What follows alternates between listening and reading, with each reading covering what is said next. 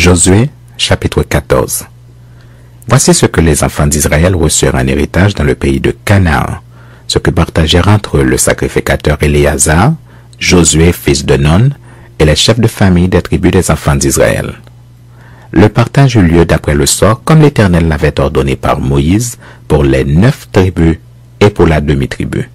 Car Moïse avait donné un héritage aux 2 tribus et à la demi-tribu de l'autre côté du Jourdain.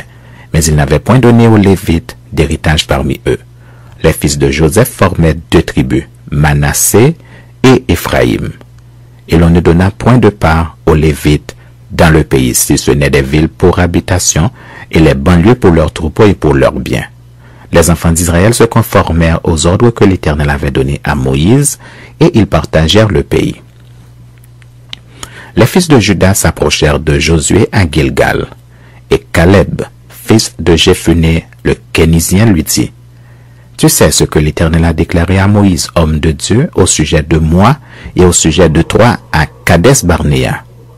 J'étais âgé de 40 ans lorsque Moïse, serviteur de l'Éternel, m'envoya de Kadès-Barnéa pour explorer le pays, et je lui fis un rapport avec droiture de cœur.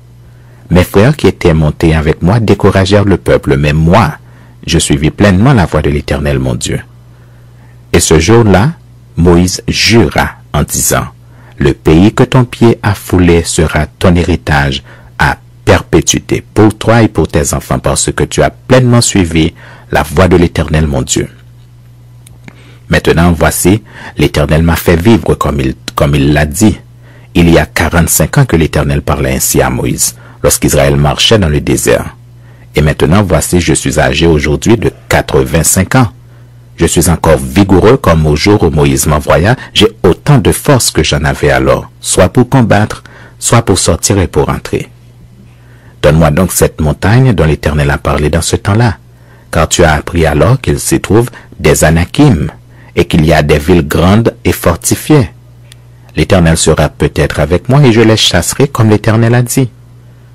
Josué bénit Caleb, fils de Jephuné, et il lui donna Hébron pour héritage. C'est ainsi que Caleb, fils de Jephuné le Kénizien, a eu jusqu'à ce jour Hébron pour héritage, parce qu'il avait pleinement suivi la voie de l'Éternel, le Dieu d'Israël. Hébron s'appelait autrefois Kirjath Arba. Arba avait été l'homme le plus grand des Anakim. Le pays fut dès lors en repos et sans guerre.